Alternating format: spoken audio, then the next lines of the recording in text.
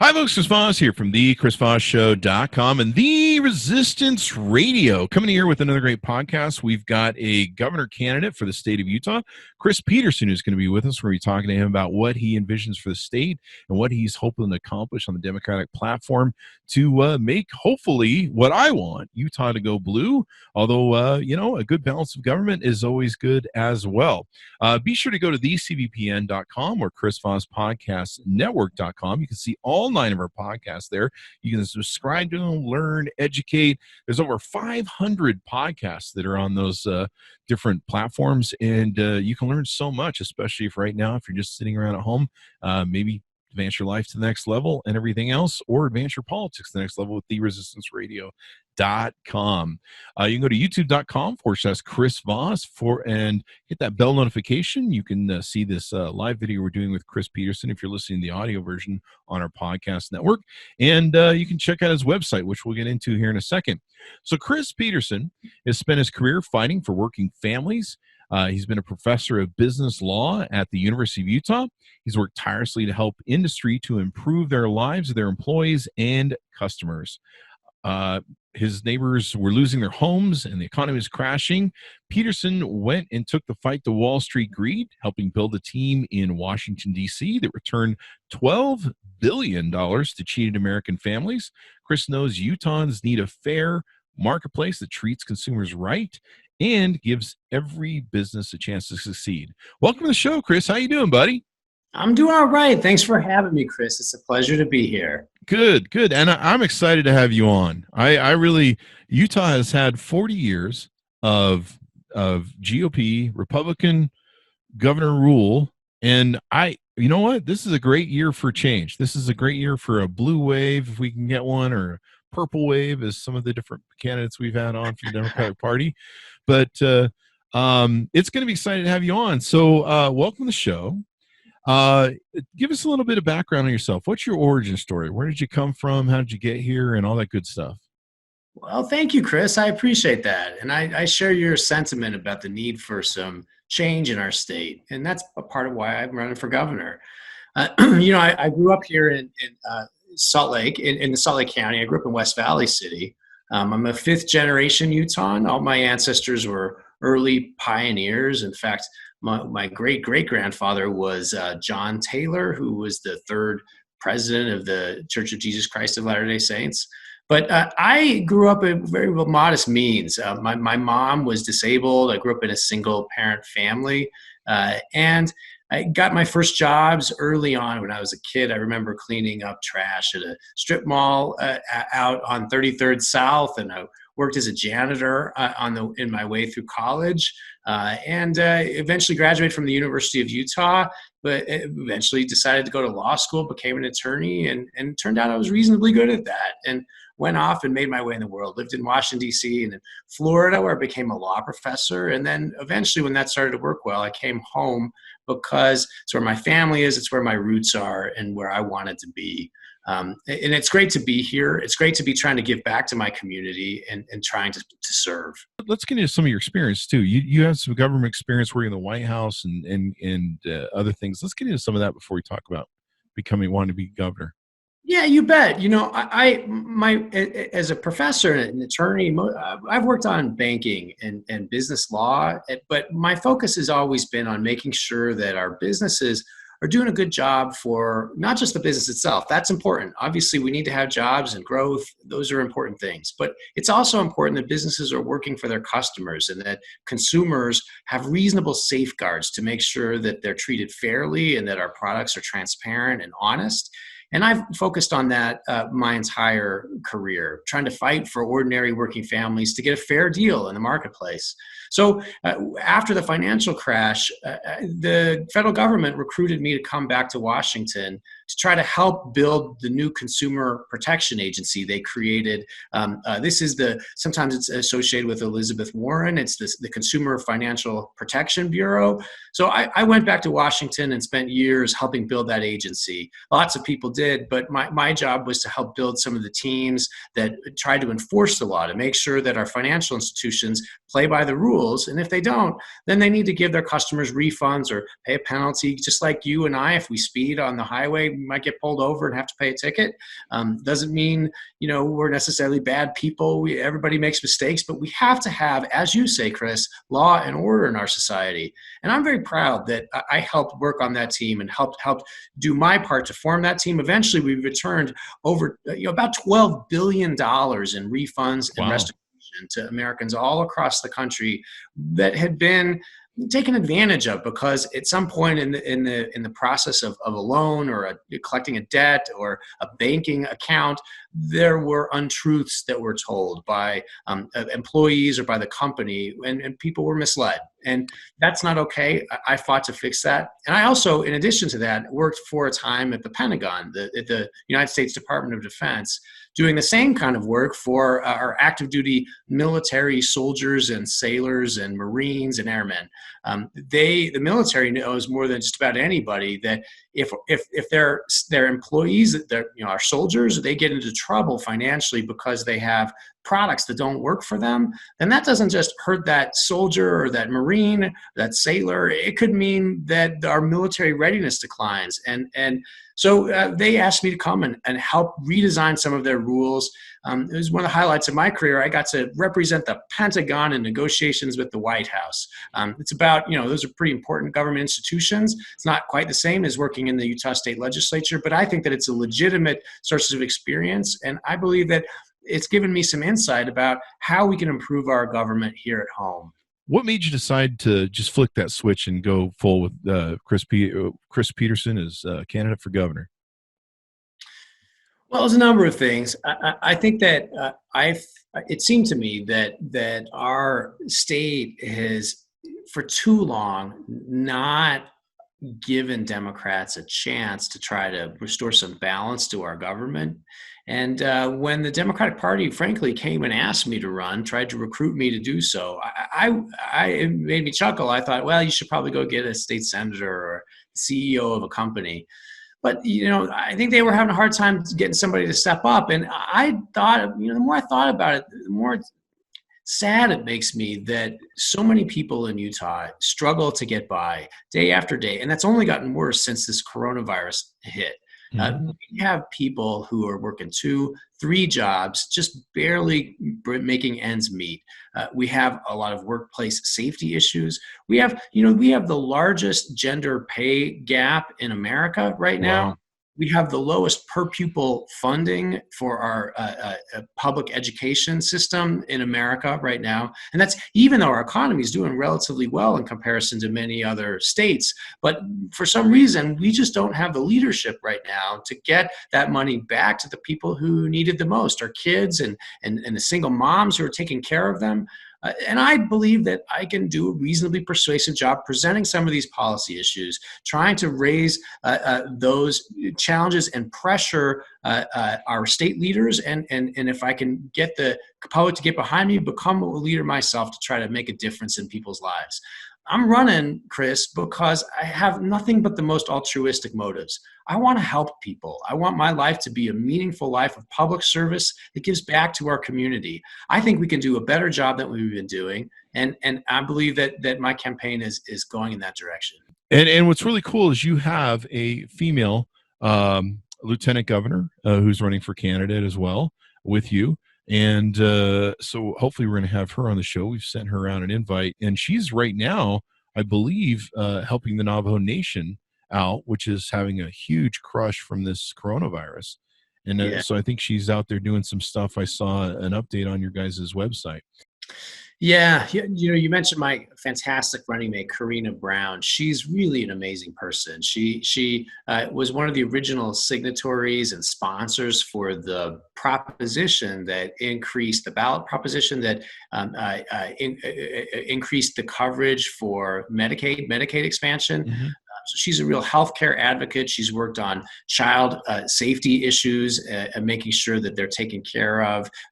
Victims of child abuse are taken care of. She's also been a great advocate for small businesses, and she's been spearheading a wonderful program to celebrate the 19th Amendment, the centennial of the constitutional amendment that gave women the right to vote. All just examples of her enthusiasm for public service. We've got a project right right now that we're doing in collaboration with the Devin Thorpe for Congress campaign to try to get more resources down to the Navajo Nation, as you mentioned.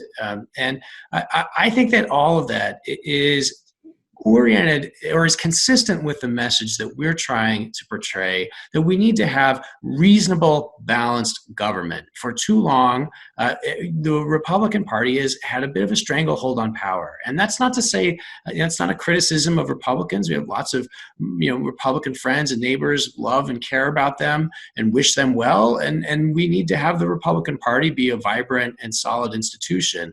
But the more time in any given political system where party is located within one power is located within one party, the more likely that corruption, lack of transparency is to start to settle in. And I believe we've started to see that. We've passed a number of ballot measures in recent years, only to have the state legislatures say that they know better and start to undermine those ballot measures by cutting them back here and there. And most recently, the effort to raise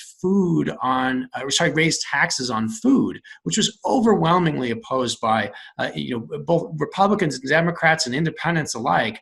The legislature for now has pulled back on that, but I want to be a voice for protecting those propositions, for listening to the overwhelming majority of Utahns who want to have reasonable, common sense government that works to solve solutions in a practical way across party lines. Power does corrupt, and there needs to be balances. There needs to be checks and all that sort of good stuff.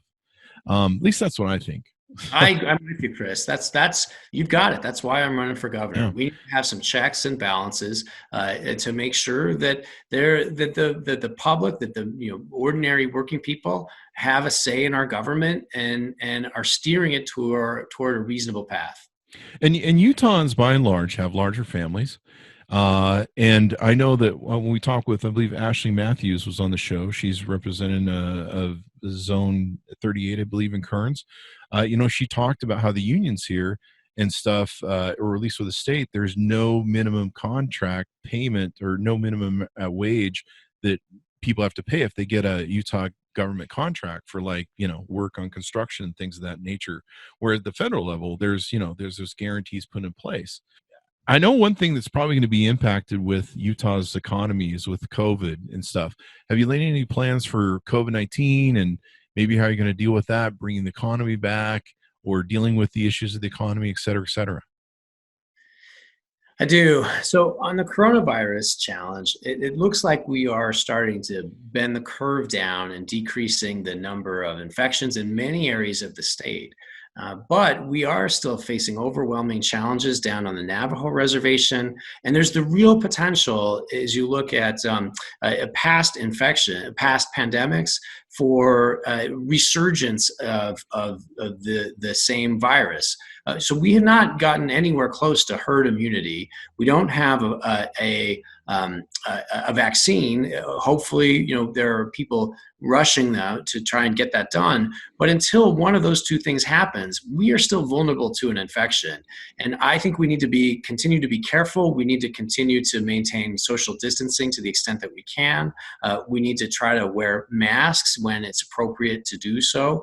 And we've got to continue to gather data and be ready to intervene quickly to try to stop the spread of infections. So I think that means we need to keep continuing to press forward on our efforts to have testing. We need to be ramping up the number of contact tracers, so people hired by the public health department to track down where infections are, reach out to people who have been in contact and make sure with those who have been infected and make sure that those people are getting to safe and healthy, good places to quarantine, to prevent the further spread of that virus. And if we don't do that, there is a real chance that in the coming months, especially as fall approaches, that we could have an even bigger wave of the virus that reoccurs. That happened in the early 1900s in the Spanish flu epidemic in many areas. So we're not out of the woods yet in terms of public health challenges. Second, in terms of our overall economy, we do need to get people back to work. We need to revitalize our economy because that's a public health risk too. People need to have a livelihood. Our businesses need to be thriving in order for us to get living wage jobs and the healthcare that you just talked about. And so I think it's going to be a complicated process. Our employers need to be making sure that they're making adjustments to the way they do business to try to prevent spread of infection. But we also need to get out and start supporting local businesses and getting our economy back up and running. Some of the policies I've been advocating, we need to make sure that we are hitting the pause button in some of our debt collection efforts to give people time to get caught up. Right now, I've called for the governor to extend his eviction moratorium, which just expired last week. Many places around the country, it's currently not lawful to evict someone from their home because of the public health and financial crisis. But here in Utah, for many types of landlord-tenant arrangements, it's okay to kick a family with children out on the street now if they're a month behind in their rent. That's not right. We need to give people a little bit more time to catch up and to try to adjust and find jobs. Many people still haven't received stimulus checks from Uncle Sam. It's tough to get that stuff out there.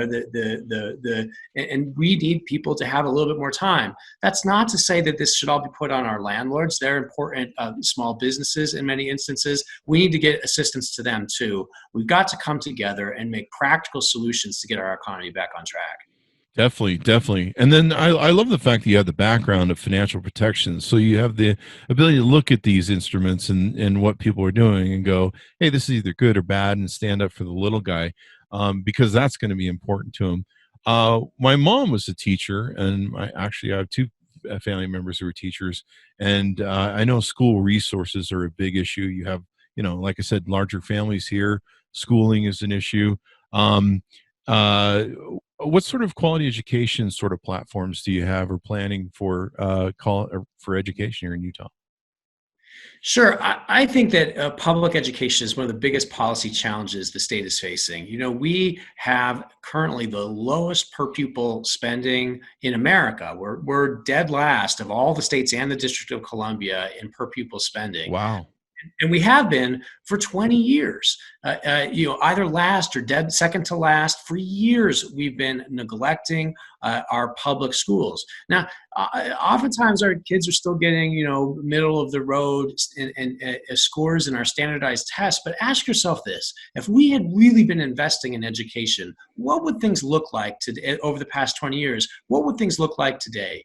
In the future, it's more important than ever that we have a highly educated workforce that can build companies here at home and attract companies from around the world that can help Utah become a leader in the country. Why should we give that ground to San Francisco or to Boston or to Connecticut? Let's have Utah be one of the high technology, visionary states for the country. And in order to do that, we've got to educate our kids. And that means preparing them not just for college, but for technical schools and trades.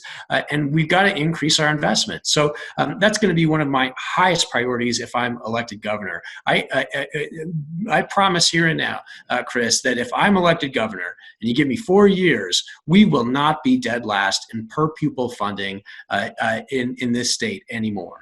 That's awesome. Like you say, Utah actually has some really cool stuff going on, especially down here in Utah County where I'm at, where I forget what you guys call it. It's kind of like the Silicon Valley of Utah, where there's Adobe here. There's a bunch of technology companies. There's even the NSA here with their thing. And you guys have tried to, kind of be a resource to bring people here. I think either Facebook or Google or some other companies have come here and set up shop. And now we're starting to see where Silicon Valley, which is a large part of my technological base and networking is, we're starting to see that it may disassemble and start spreading across the nation. Jack, who's the CEO of Twitter, has said people can work from home. Same thing with Mark Zuckerberg of Facebook. And that area has been just struggling for so long with traffic and just the cost that's there. I mean, the nightmarish mortgage and rental costs are insane there. And so I think what's going to happen is we're going to see some different shifting with this coronavirus that's going to make us rethink how we do business, our business models. We talk about a lot of this on the Chris Voss Show. And so it may be that there are more of these people that will want to spread out, move to Utah, get involved in the things, maybe just from a cost standpoint, because I'm sure a lot of these employers will be like, if we move some employees to Utah, it's much cheaper, the cost of living is much cheaper than keeping them here in San Francisco, and your quality of life's a whole lot better. I already have a lot of my San Francisco friends that are talking about moving to either here or Las Vegas or different places that are still kind of in that semicircle, but they're kind of tired of how much California costs, for that matter. I've been there and seen that movie.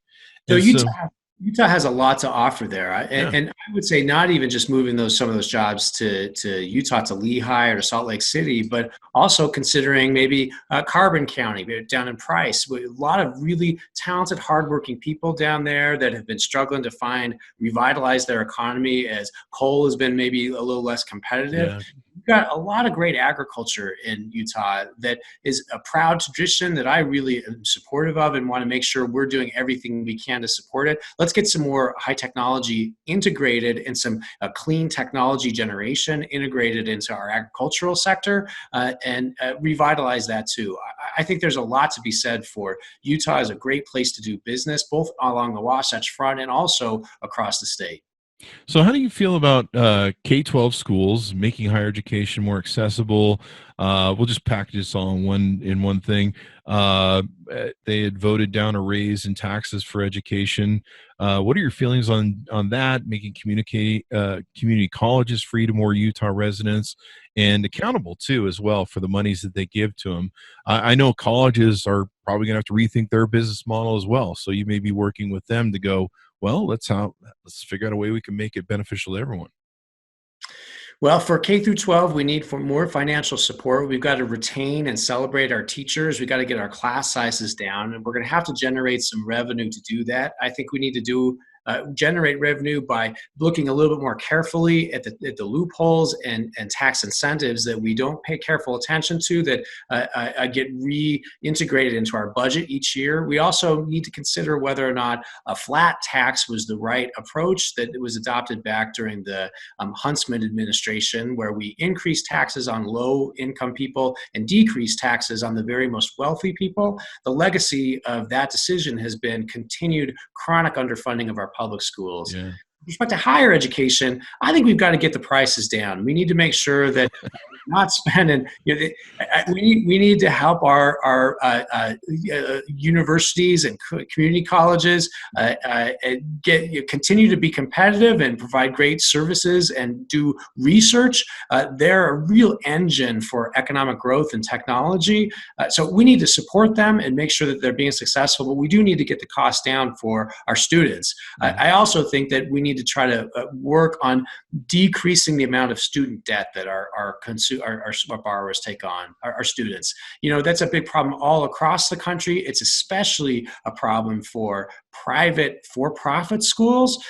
Some of the schools that maybe give the credentials that are most questionable or perhaps least likely to help students get good jobs are the very most expensive schools. Some of these for-profit schools cost more than Harvard or Stanford do, and people take on enormous debts and then struggle to repay them. So we need to make sure that we are ensuring that these for-profit schools are doing as good a job as, say, for example, our community colleges are and our technical schools, which are a much better value and are giving better training and dedicating more of their tuition dollars to actually providing high quality instruction.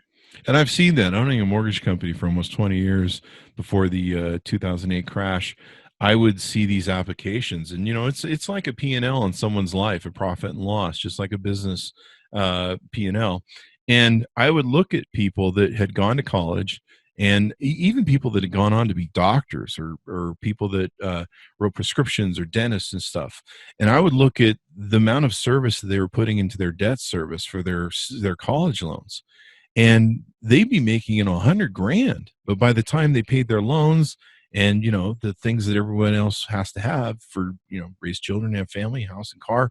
They were almost living on minimum wage, and I'm like, this is almost like indentured servitude sometimes. And I've known people that it's taken them 20 years to pay off their loans, and many don't see a return on the thing. And I'm hoping that with COVID-19, and this happened in 2008, we're going to see a lot of models of business and college and educate. We're probably going to be relooking and re-changing everything. And maybe the costs will go down because we're going to have to operate for technology. So instead of me going into buildings, I'm working from home instead of taking up campus space. I don't know. It's going to be interesting to see how we come out of it, but it's going to need leadership like people like you who have a vision, who understand the financial instruments too, and understand things from a common man sort of thing. I mean, I get tired of these mostly, and I don't know much about the state of Utah's legislature, but I get tired of seeing in Congress these multi-millionaires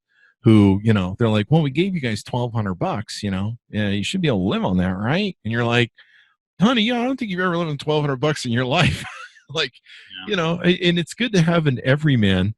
What about minorities in our state, working class families, raising the minimum hourly wage? Do you want to change the health benefits, or what goes on with assuming we still have Obamacare, if it holds up in the courts, et cetera, et cetera? Any changes you want to make with that? Sure. I believe in supporting a living wage, and that it's a terrible tragedy that Utah still has a minimum wage that's so shockingly low and hasn't been updated in generations. Wow.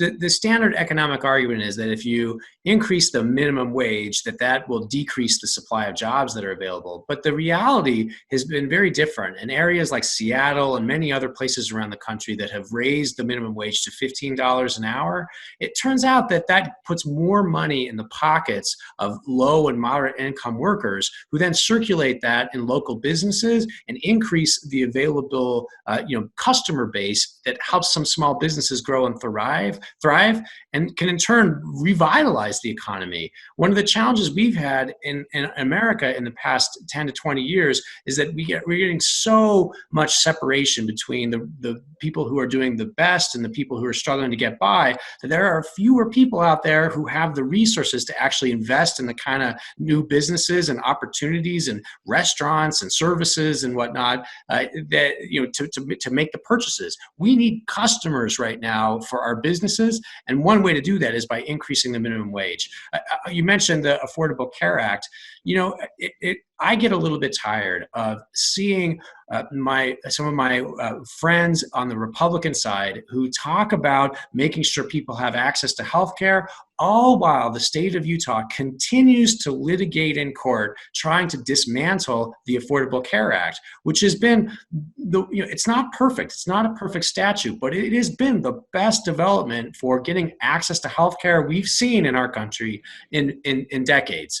And so I would be trying to preserve that and increase it in any way that I can, looking for opportunities to decrease costs of prescription drugs, increase the amount of people who are covered by federal programs and benefits, and make sure that the insurance products that people do have through their employer or purchased on exchanges are high quality insurance products offered at an affordable price, and getting the medical care services to people that need them. It should not be in America a recipe for, if you get sick, if you are in an accident and have to take an ambulance, you shouldn't have to go bankrupt because of that. We are at a point in our society where we can take care of people if we get ourselves organized to do so. That's what I'll fight for if I'm governor. Awesome sauce. And that's something to do. Is Utah part of that? I know there's several Republican AGs. I think Texas is leading the charge on it, where they're trying to get Obamacare overturned. And it's really funny because yes, we are. We're in the middle of a pandemic. And I can't remember there was a report, I think either in WAPO or the Washington Post, or I don't have it readily before me, but it basically said there's like 60 million or something people that are going to lose their health insurance because they've been laid off because of COVID-19 and they can't afford the payments on it. because I think within 60 days, most of their COBRA stuff runs out, and then they've got to start paying for it themselves.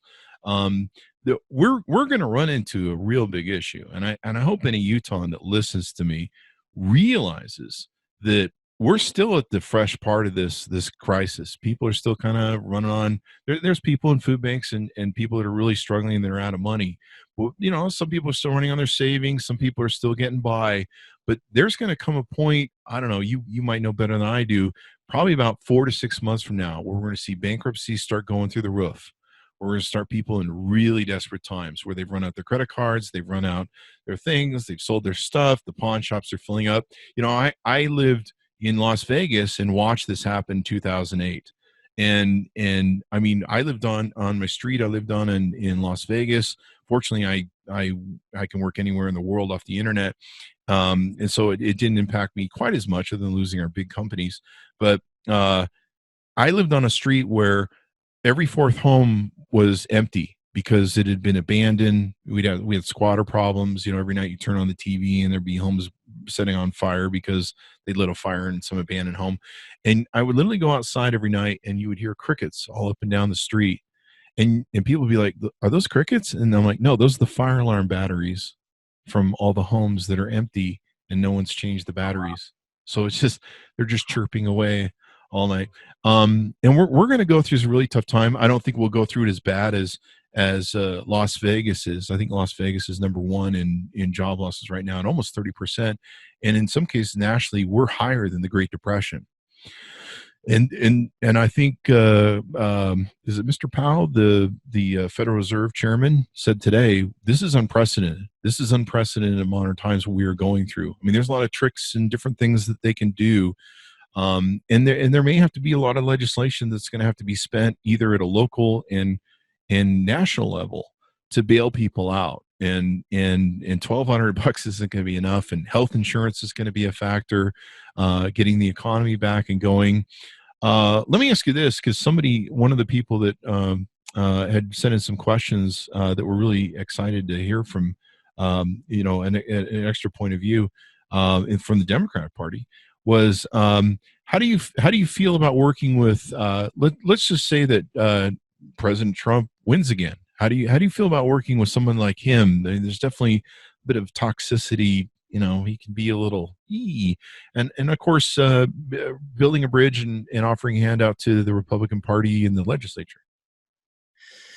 Well, we're going to have to talk about President Trump at some point. I mean, everybody does. He is such a personality that he dominates so many conversations. Here's one thing that I think about our current president. I understand that there are still many Utahns who have a favorable approval rating for him. I ask them to respectfully consider whether or not President Trump is a positive role model for our children. I find that I'm raising my 3 kids. I want to remind them that, and kids at home, anybody that's listening on this podcast, it's not okay to speak the way that he does to others. It's not okay to constantly tell mistruths. And it's not that, look, I don't want to be the first one to cast a stone. I've made mistakes. I will continue to make mistakes. It's easy to make mistakes and it's hard to not make them. But there has never been any president of the United States who has been so sustained in his incivility, his infidelity, and his dishonesty. And I believe that we as a society here in Utah are well positioned to be forthright in our rejection of that type of behavior. And I will and speaking of going across party lines, I'll give Senator Romney some credit for taking some courageous votes and maybe taking a bit of a stand to try to nudge the president back towards a little more decency when he strays across those lines. But that being said, if he is elected the presidency again, then I'll do everything I can to try to work with him and to try to be civil, just like I suggested he should be, and to try to work to make give effective representation to the state. In terms of here at home in the state legislature, well, that's a lot easier because, most of the state legislators that I've met are decent people that work regular jobs and are trying to get by. We don't always agree on things. We're going to disagree. I'm sure we're going to have some sharp disagreements.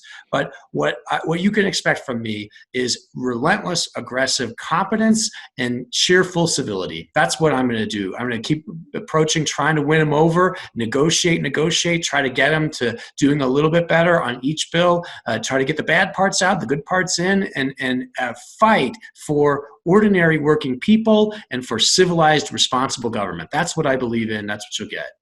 And to add what I said earlier, and I think that's awesome. To add to what I said earlier about how, I've heard some people say, well, Utah's, we're not doing too bad. We're not New York. We're not California.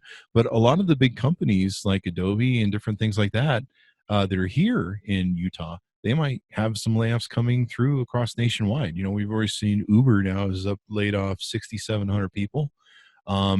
There's probably more bloodletting coming that way. So I'm glad that you're willing to reach out. You're willing to work. I think we need to have a government that has checks and balances, that is balanced, where there is Democrats and Republicans working together to make things better, to respect each other, to have that check that's so important. One thing I started to mention was when I came to Vegas, I really pushed for women to be in office. And I literally went down my ballot. I took a picture of this posted on Facebook, and I made a big deal of it for about 6 months. I said, I'm only voting for women. No, people can do what they want, but that was my thing. And in Las Vegas, we elected the largest influx, blue wave of Democrats and women out of any legislature in this nation. And they are doing the wonderfulest things for that state. Child care, health care, and it's all about the kids. It's all about quality of life. And so I would implore Utahns that if we've had 40 years of governor rule for the GOP. That's great. Maybe you've liked that so far, but let's change the flavor up. Let's balance out the legislature. Let's balance out the thing. I'd love to see more women in office. I'd love to see more minorities in office. I'd love to see a change of face that represents what Utah's about and America's about. The one thing I hope that's going to come out of this coronavirus is, we've had kind of this partisan fight over a long time over health insurance and Obamacare and, this, that, and I don't want to pay for your health insurance and we shouldn't help you and you should help yourself and all this stuff. But I think what we're going to hopefully come out of this coronavirus thing is that your health and your quality of life depends on your neighbor as well as you. Like, we all got to start taking care of each other. And that's kind of what we're learning from this lesson of wearing masks and trying to be, it's not just about you anymore. It's about, if your neighbor is unhealthy, you might get the flu from them because they're next door. And so I'm hoping that we're going to kind of learn a very important lesson here that we all got to take better care of each other and kind of get back to what America used to be, where you used to know your neighbors, used to care about people and everything else. Well, that's well said, Chris. I hope so too. We do need to take care of each other, not just because it's in our own self-interest, but because it's the right thing to do. We need to have a vision for Utah that's inclusive and doesn't leave people behind. And that's one of the things I'm going to fight for as governor. And if you don't mind, I'm going to peg you with one more question. This comes from the Utah Democratic Caucus for People with Disabilities. Full disclosure, I have two sisters in Utah Care Centers, one with the state who had cerebral palsy I mentioned earlier, and another with MS who, she's now in a demented state, who's in a private care center. What's sort of your platform or ideas on protecting people with disabilities, making sure there's adequate funding for them? I know Utah has been playing a little bit of shell games with the sort of protections they have and things of that nature. Well, first off, I think we need to make sure that we're supporting people with disabilities and celebrating the fact that they add to our culture and economy, and that their families and their communities are a vital part of our community, our state. And I also, like you, have a long history of people with disabilities in my own family. My mom also has multiple sclerosis, like you. And, that's a complicated disease that kind of ebbs and flows for some people. But all throughout my early childhood, she was in a wheelchair. Some of my earliest memories as a child were pushing her around in a wheelchair in the grocery store out in West Valley City, and I saw her struggles on a daily basis trying to find employment, trying to get the tasks of daily life done. And those things could be either thwarted or assisted by relatively small changes, in the way that we organize our businesses, our government entities, our homes. And we need to try to do what we can to make reasonable accommodations for people. I support the Americans with Disabilities Act, its robust enforcement, and that goes both for private institutions and public institutions too. And so I'll fight for funding for people with disabilities and celebrate their differences and their unique experience. I think the greatest thing about you, Chris, and this is going to be my personal perspective, especially having this conversation with you, is you're the everyman dude. I mean, you started out as a janitor. You didn't come from some rich family, and you got money, and you're just buying your way into government, and of course you're gonna, help all your crony friends out like they do in Washington and stuff. You're not going to do any of that, and you care about people. I mean, you've seen some of the abuses that companies have done, the predatory lending, things of that nature.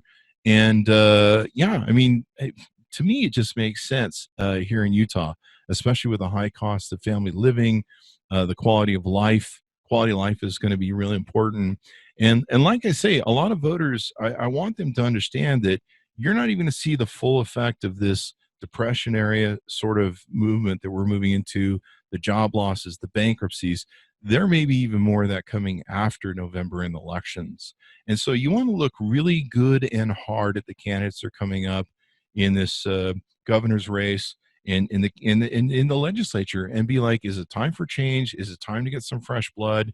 Is it time to get people in there that know how to look at sort of these things that can revitalize the economy, that could bring things back? Or is it just going to be the same old, protect our wealthy friends and make sure that, the top 1% are taken care of? So I really implore Utahns to give you a chance, give the Democratic Party a chance, and change it up. Let's break that 40-year cycle. Let's turn Utah blue, or maybe purple, as Ashley Matthews said it. It's all going to be about how we rebound out of this, and it's going to be down to leaders like you and everything else to guide us through this coronavirus crisis. I mean, Bank of America CEO says we may not have an economic rebound until the end of 2022. That puts you 2 years into your term, and there's going to be a lot of roll up your sleeves work to be done by both the legislature and the government. So that's my piece. Well, thank you, Chris. I couldn't agree more. It is time for a change.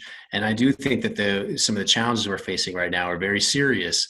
And I believe I am well positioned to try to help this state weather the storm and do so in a way that cares for the people who are most vulnerable. And too many of us think that it's not, it's somebody else, not us. In the last month, 160,000 workers lost their health insurance. And now many of them, as they're scrambling to find new jobs, are waking up to a reality where it may have trouble making that next mortgage payment, making that car payment that's on the horizon. And if you elect me as your governor, I will be caring about you, putting your interests first, and fighting to make sure you have access to good living wage jobs with affordable health care and fair treatment in the marketplace, with a good high quality public education for your children. Those are the things I'm going to fight for. Awesome sauce. I love you, Chris. You seem like a really nice, honest guy who's going to rock and roll. Give us your website. Tell us how people can either donate to you, or maybe there's some other ways they can help out. If they're tying on funds, maybe they can, I don't know what you're doing in the coronavirus thing, because you can't really door knock or, Yeah, it's been a real challenge. But yeah, come on down to my website at petersonforutah.com, and you can sign up to volunteer. We do need a lot of help. We need help with people who are willing to host a virtual meet and greets. Myself and my Lieutenant Governor running mate will get a group of your friends together. We'll come and we'll have a conversation with folks in your neighborhood, try and raise a few bucks that way so we can compete with the Republicans on the other side. But also, I need help online. I need people who are engaged in social media to follow my Facebook, Twitter, and Instagram accounts, and also reach out to some of the newsprint media folks that may not be covering my campaign as carefully as they are the Republicans. We need to raise our voices together through all the different channels that are out there to try to forcefully, politely, with civility, press for affirmative change and party politics here in the state of Utah. Awesome sauce. Check it out. You can go to petersonforutah.com. We are gonna. I've pinged Karina Brown to come on to the podcast, so hopefully she'll come on. We have a whole plethora. I think there's about 20 people that have signed on the Democratic Party blast email that we sent out to them to come on the podcast. Devin Thorpe, of course, was here. Ashley Matthews. Really exciting candidates that you guys have, and like you say, we want to give them more platforms so people can get to know them. Anyway, it's been wonderful to have you on. I could talk to you for hours, and I really appreciate what you're doing. I support it. We're going to blast this out across social media. Everyone go check it out, petersonforutah.com, and be sure to subscribe to us on youtube.com/Chris Voss. Hit that bell notification button so you get all the notifications for everything we're doing. Go to thecvpn.com or Chris Voss Podcast Network. You can see 9 different podcasts over there. And of course, The Resistance Radio. Speaking for the Democrats here on the left, go to that, theresistanceradio.com. Thanks to Chris for being here, and my vote's on you, buddy. We'll see you in November. Bye-bye. All right, thank you.